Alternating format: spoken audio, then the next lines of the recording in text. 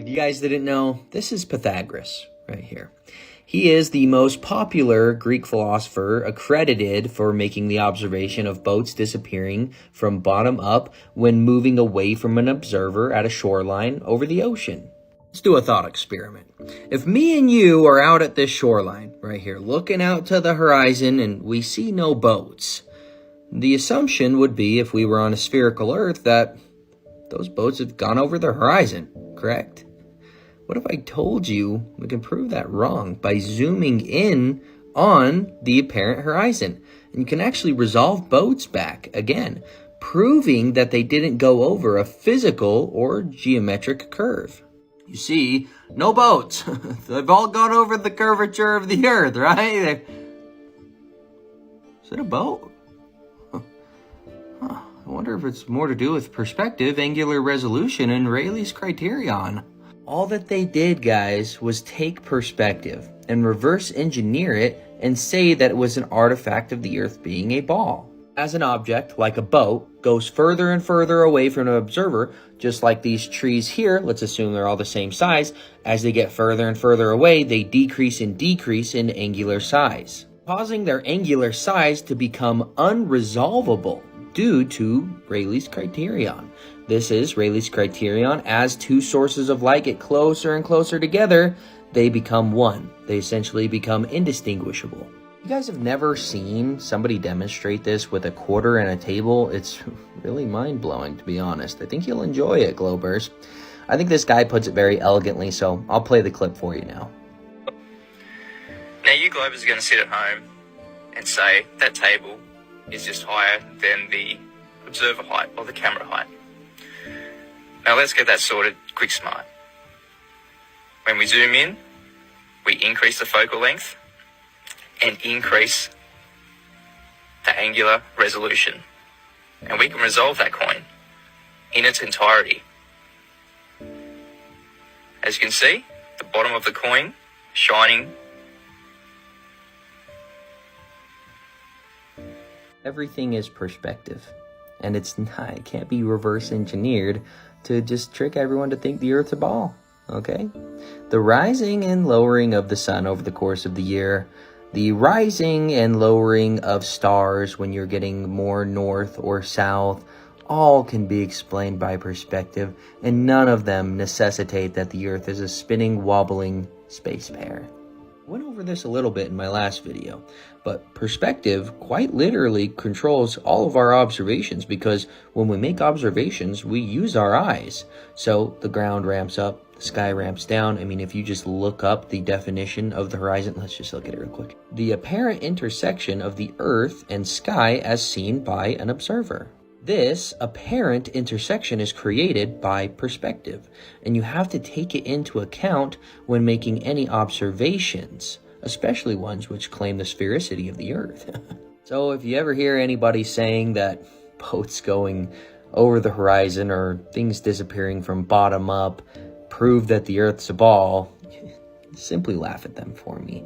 They're closest to the convergence point of perspective necessitated by angular resolution as well as Rayleigh's criterion. Perspective is everything, friends. The Earth is flat. No, guys, Minecraft did not add space travel to the game. I know it looks like it's all pixelated. This is clearly CGI. Not even video game level. Wouldn't even give this to Hollyweird. This is just not, it's just getting better and better. Please tell me you're not buying it. If the Earth is flat, why does the sun appear to rise and set? It's because the sun is not actually rising and setting. In the morning, the sun gets closer to you. In the evening, the sun gets further away from you. This is Psalms 19:5. It's talking about the sun. And rejoiceth as a strong man to run a race. What do you notice about a racetrack? It moves in a circuit. Or in a circle. His going forth is from the end of the heaven, and his circuit, oh, there it is, unto the ends of it.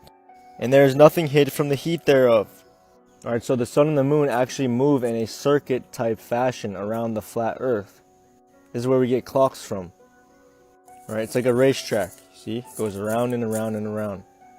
The sun also ariseth, and the sun goeth down, and hasteth to his place where he arose. Right? It's moving in a circuit, which is why it's able to go back to the same place where it arose, right? Because it's moving in a circuit. It goes right back to where my finger is, look. So the reason it appears to rise and set is really just because it's either getting further away or it's getting closer to you.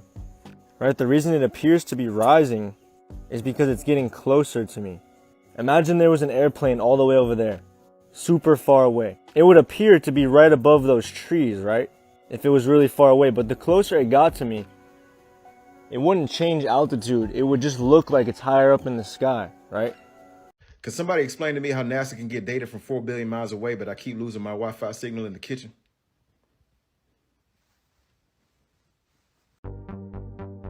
Moons don't pull water? It deforms the sphere of Earth. What? Luke's calling me out, saying I have wrong information about the heliocentric model, and I want to check him on it. I said according to the heliocentric model, the moon and sun pulls the water around the globe, creating tides, and he said wrong.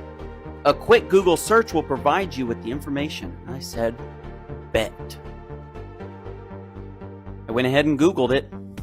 You know, he said a quick Google search. So, does the moon pull water on Earth?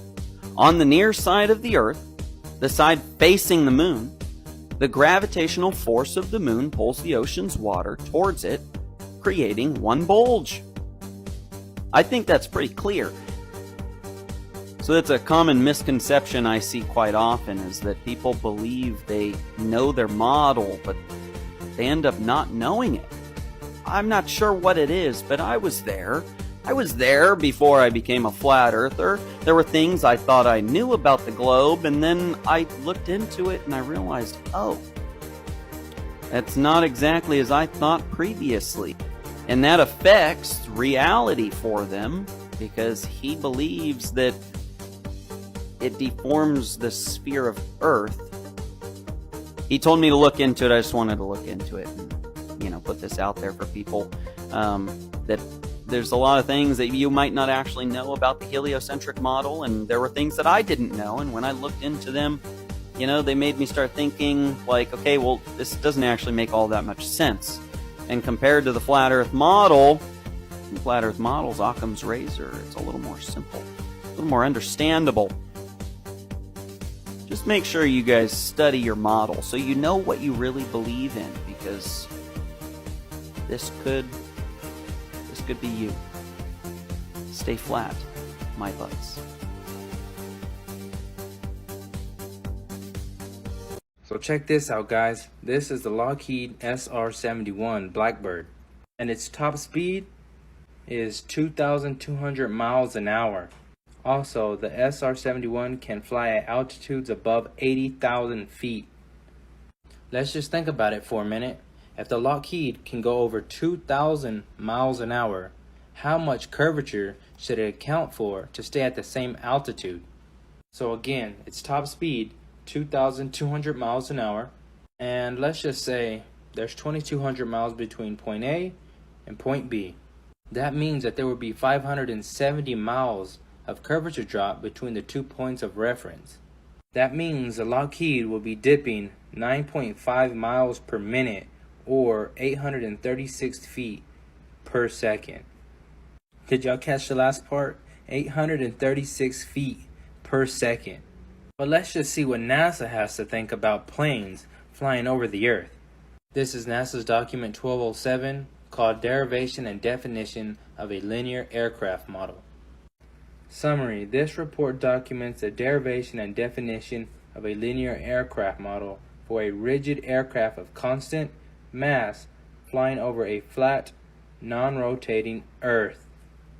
Wait, what? Flying over a flat, non-rotating Earth, as well as a helicopter, a mathematical model of the CH-53 helicopter.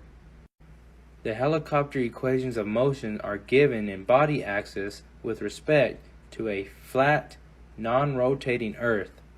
Only one problem with that. Why would they assume any planet, let alone Earth, to be flat and non-rotating? Think about it. And they tell us we live on this ball, spinning, processing through space. No, they would never fake the International Space Station, would they? Try this yourself. See what you find. Keep watching here. Even when you look into the speed that the space station is supposed to be going, it's ridiculous. 17,000 miles per hour. It would be doing loops every 2 hours. It's a plane up there, guys. It's literally a plane, and they fake it with this.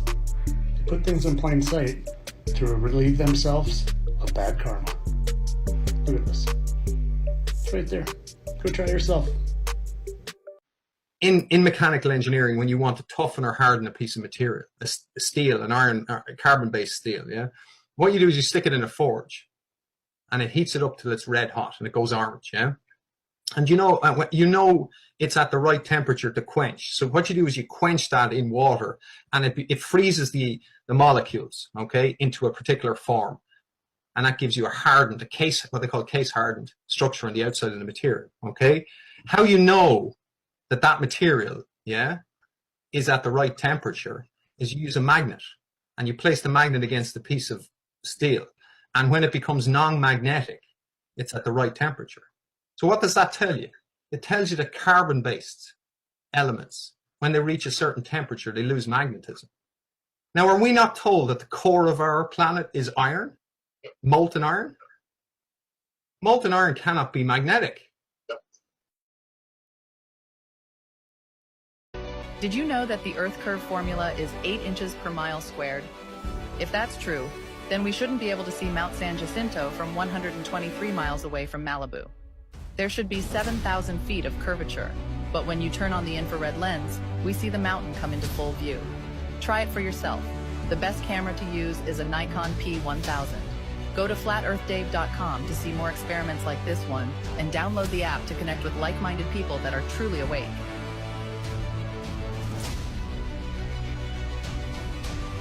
We supposedly went to the moon and sent a rover to Mars, but the curvature of Earth has still never been proven. Make it make sense. Scientific facts that you don't know. No scientist has ever been able to produce an experiment showing how water can curve around and stick to a sphere. Even though it's accepted as real, gravity has never been proven and is still just a theory. The Earth is flat and space is fake. Look, Ma, I landed on the moon. Before we wrap this up, I have to ask something real quick because I'm retarded, right? And might just not be able to grasp this concept. But when you have an image like that from the moon and they're looking at the Earth, why in these images does the Earth look very small? When the way my brain works, Earth is significantly bigger than the moon. And so our perspective looking at the moon, we were on the moon looking at the Earth, it should be way fucking bigger than the moon that we in this, you know what I mean? There should be and it should take up, and to my really uneducated estimate, this thing should take up your periphery. You should be sitting on the moon looking at the Earth, and it should be like you got to turn left to see one edge and then turn right to see the other edge. That assumes that you'd be standing on the moon at this point. What if you're standing on the moon over here and the Earth is there? Well, that's the thing. All the places that they landed on the moon, the Earth would have been above their head, like the moon is above ours, because they landed on the light side that faces us. So everywhere they were walking, go like this. They'd have to look up in order to do it, in order to get. And it would be like, it would be all in, like it would be the whole. It would look like you had a ceiling above you, a blue sky. That's actually really interesting. If whatever's above you would look like a blue sky. It means that they couldn't do that because you'd see the ceiling of the studio. Because you'd see the ceiling of the studio. There's actually, like, since this is about flat Earth and you want proof of flat Earth, there's 2 quick things I sent you. Top, let me see, the very first one I sent you, it's 1 minute and 14 seconds. A lot of people will argue and say, oh, they do that because it's easier to calculate. But listen. NASA document assumes a flat, non-rotating Earth. Georgia Institute of Technology, on behalf of NASA, the model used is a flat, non-rotating Earth. Technical memo from the NASA Langley Research Center, flat, non-rotating Earth. NASA Technical Memorandum, flat, non-rotating Earth. NASA publication on the derivation and definition of a linear aircraft model. flat, non-rotating Earth, and flat, non-rotating Earth. NASA contractor, flat, non-rotating Earth, and flat Earth assumptions. NASA Ames Research Center, non-rotating flat Earth. Army Research Laboratory, flat Earth. Army Research Laboratory, propagation of electromagnetic fields over a flat Earth. Army Research Laboratory, a flat Earth approximation provides the best estimate. NASA technical paper, stationary atmosphere over a flat, non-rotating Earth. NASA technical memo, a non-rotating Earth. MIT Department of Aeronautics and Astronautics, flat Earth, flat Earth. NASA memo, flat, non-rotating Earth. NASA contractor report, assumption based on the Earth is flat and non-rotating. NASA technical memo, flat, non-rotating Earth. NASA technical paper, stationary atmosphere and flat, non-rotating Earth assumptions. NASA technical note, flat, non-rotating Earth. NASA Langley Research Center, flat, non-rotating Earth. Army Research Laboratory, these equations assume a flat Earth. Even the Soviets made their assumptions based on a flat Earth. For the audience who's just listening, what we just looked at was a bunch of different, basically the way they make their calculations across a bunch of different technical spectrums. They're in all the manuals. It says that these calculations are predicated off of the model that they're based off of is a flat, non-rotating Earth. So in other words, and these are all NASA documents. So in other words, they're like, listen, guys, we're actually trying to get some shit to work here. we got the Earth set. The Earth is round, but for all of our formulas, for all intents and purposes, everything that we're basing this off, the model is flat and stationary. And they will argue yes. this. They will argue this day and night in the comments when you post something like this. It's either that or it's like, oh, all of a sudden you trust NASA? You say NASA's liars. But there's a big difference between what they put out on TV and what people get from FOIA requests. Which is part of the reason they're starting SpaceX is because FOIA requests don't work on private companies. NASA gives $30 billion to SpaceX to now take over and bring stuff up to the space station. Guess what? We have no right to ask anything about any of those missions because it's a private company instead of NASA. Done. Bingo. The Earth is round, but for all of our formulas, for all intents and purposes, everything that we're basing this off, the model is flat. The Flat Earth map dates back over 1,000 years. This map is credited to being created by a Persian astronomer. His name was Al-Biruni, and he lived from 973 AD to 1048 AD. It's the official map of the United Nations and also of the United States Geological Survey. It used to be present in many places before the creation of NASA and the Antarctic Treaty in 1959. Here you see it with Admiral Byrd. This map has been restored by Dmitry from Russia with suggestions of mine, Eddie Alankar, known by my YouTube channel Flat Earth Banjo. I asked Dmitry to include the Bermuda Triangle and Point Nemo, a place deep in the Pacific Ocean where NASA buries rockets. Then Robert Tozzi, a professional mapmaker, came along and enhanced the map even more. There are many people now selling this map online, but if you could order it from my online store, I would greatly appreciate it.